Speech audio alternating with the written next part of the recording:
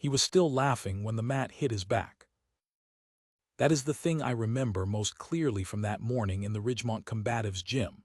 Not the throw itself, which happened faster than I could track. Not the sound, which was the kind of impact a 210-pound man makes when he arrives on the floor unexpectedly and without any preparation for it.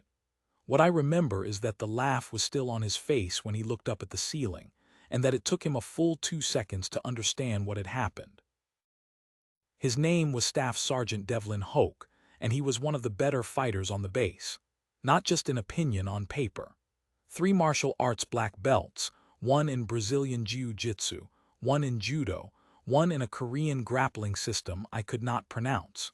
He had won 3 consecutive combatives championships at his previous posting and the one at Ridgemont the year before I arrived.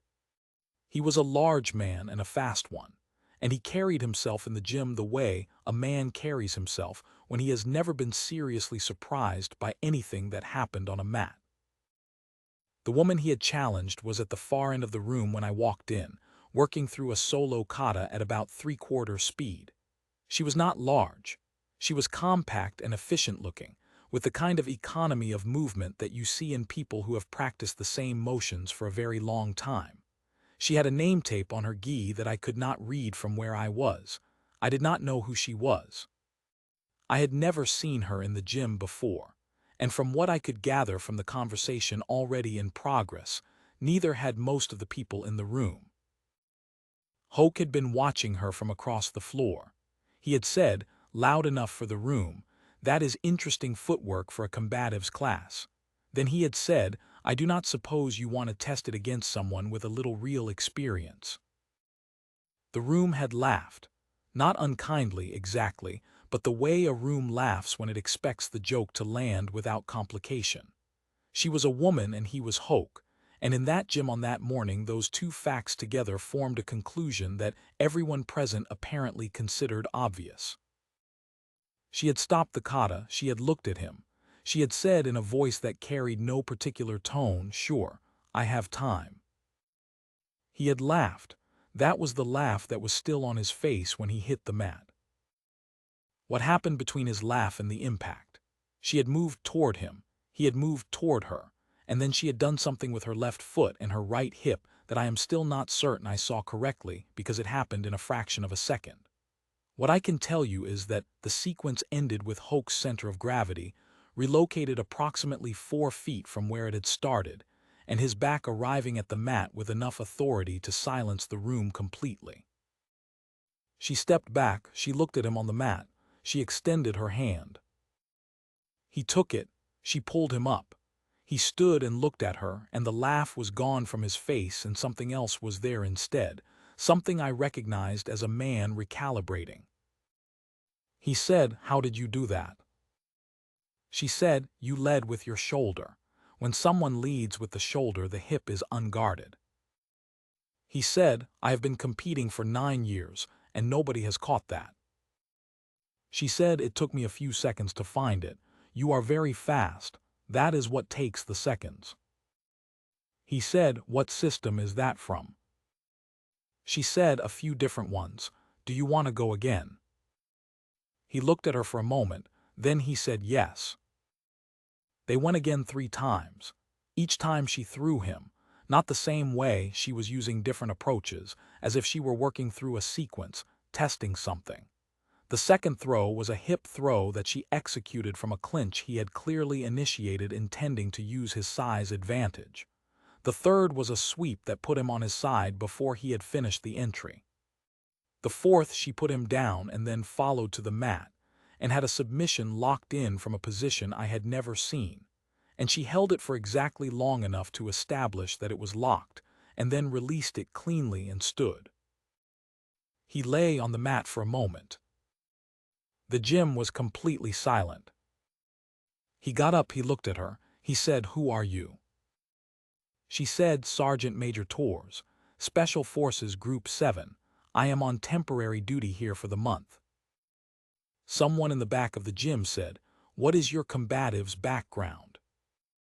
She said, "I have been training since I was 11. I have a background in Judo, Jiu-Jitsu, sambo, and army combatives. I was a civilian competitor before I enlisted. Someone else said, civilian competitor at what level? She said she had competed nationally in 2 disciplines and internationally in 1. She said it the way you say a fact that is in the record and does not need to be defended. Hoke said your Group 7 record, is that open or classified? She said parts of it are classified. The combatives record is open. If you want to pull it, the system has it under Tours E, Group 7. He pulled it on his phone while she walked back to the far end of the mat and resumed the kata she had been running when he walked over. He looked at his phone for a while. He looked up. He looked at the phone again. Sergeant Alvarez, who had been standing beside me for the past 15 minutes, said quietly, "What does it say?" Hoke looked up from the phone and said, "She has won the Army Combatives Championship at the Masters level 4 times. She has a record of 61 wins and 2 losses in sanctioned military competition." And he paused and looked at the screen again. Her call sign is Hornet. The room was quiet. Alvarez said Hornet, as in the Group 7 Hornet. Hoke said it appears so. I did not know what that meant at the time. I found out later in pieces, from 3 different people who each knew a portion of it.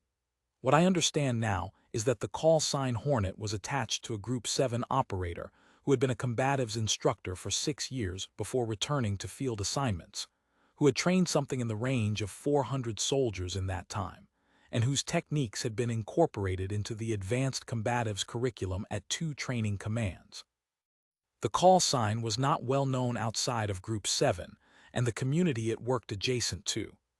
Inside that community, according to one of the people who briefed me, the name was known the way a few names are known, not broadly but deeply, by the people who had reason to know it. Hoke walked to the end of the mat where she was working through the kata. He said, "Sergeant Major, I owe you an apology." She did not stop the kata. She said, "No apology needed." He said, "The way I framed the challenge, that was disrespectful and I want to correct it." She finished the sequence she was on and turned to look at him. She said, "You trained hard for 9 years and you are good at this. What happened on that mat is information, not humiliation. Use it." He said, "I would like to train with you while you are here." She said, "I am in the gym Monday, Wednesday, and Friday at 600. If you can be here at 600, you are welcome." He said he would be there. He was there Monday. He was there Wednesday. He was there every session for the 4 weeks she was on temporary duty at Ridgemont, and from what I observed in those sessions, I was present for most of them. He spent the majority of each session losing and taking notes in a small notebook he started carrying, and he asked questions that were better each time, and she answered all of them with the same straightforward clarity she had brought to the mat the first morning. I watched her teach and I watched him learn, and what I observed was not what I would have predicted on the morning of the first throw. He had walked over to her as a man who expected to confirm a conclusion. He had ended up in a 4-week course of instruction that, by his own assessment, changed his approach to the discipline more substantially than anything else in his 9-year training history. He told me this himself toward the end of her assignment. He said, "The thing she showed me that I did not have is the ability to find the opening in the first few seconds. I have been winning by physical advantage and technical accumulation. She wins by reading the person in front of her and identifying the specific gap in their guard, and she does it faster than the person knows they have a gap." He said, "That is a different level. That is not something you get from belts." He said, "She has been doing this since she was 11. 30 years of the same discipline, then 6 years teaching it to operators who were going to use it in the field. Everything she does is built on that foundation, and I was standing across the mat from it like I was the one doing her a favor." I said, "You could not have known." He said, "I should not have assumed. That is a different thing from not knowing." On her last day at Ridgemont, the gym was full. Word had moved through the base in the way that word moves when something genuine has happened that people want to see, and the Friday 600 session had close to 40 people instead of the usual 12. She ran the session the same way she ran all of them, a warm-up, a technique sequence, live drilling, questions. She did not acknowledge the larger audience and she did not change her manner for it. At the end of the session, Hoke stood up from the mat and called for the room's attention. He said, "Sergeant Major Torres is leaving Ridgemont today. I want to note, for everyone present, that I challenged her on her first morning here as a joke, and she showed me in about 4 seconds that I had made a significant error in judgment." He looked at her.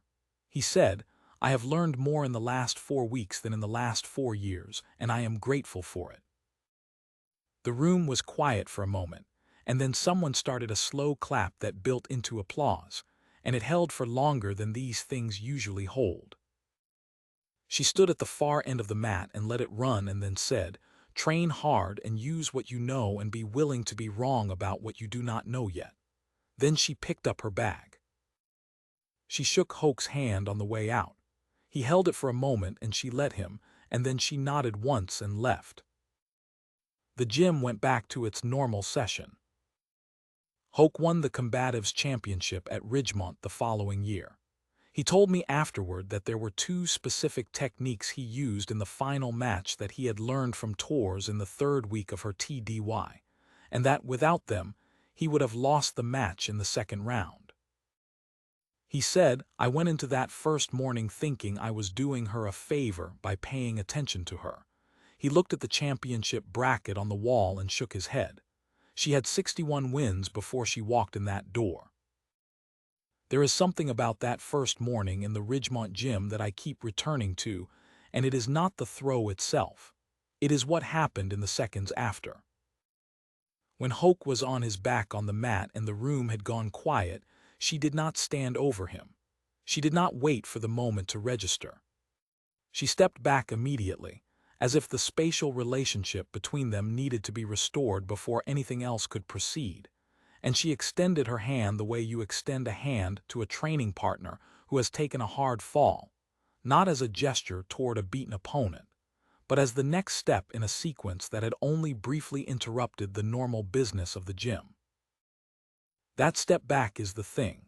A person who needed the room to understand what had happened would not have stepped back. A person who needed the moment for themselves would have let it sit. She stepped back because the fall was the information, and the information had been delivered, and the next thing was to help him off the mat and find out if he wanted to continue. He did. That is also the thing. He wanted to continue. I think about the men I have trained with who would not have continued after a fall like that in front of a full room. There are more of them than there should be. And the reason is that, for some people, the training floor is about the story they tell about themselves in the room rather than about what the floor can teach them. Hoke was not that. He was competitive and he was confident, sometimes to excess, and he had made a bad assumption on a bad morning in front of everyone. But when the mat gave him the truth of it, he took the hand and stood up and asked her how she had done it. That question is everything. That question is why 4 weeks later he could use what she taught him to win a championship. She trained 61 fighters to a win before she walked into Ridgemont. She trained Hoke for 4 weeks and he became a better fighter than he had been in 9 years of prior work. That is the record. It is in the system under Torres, Group 7, and it has been there the whole time. The 61 wins were there before she walked through the door too. He just had not looked.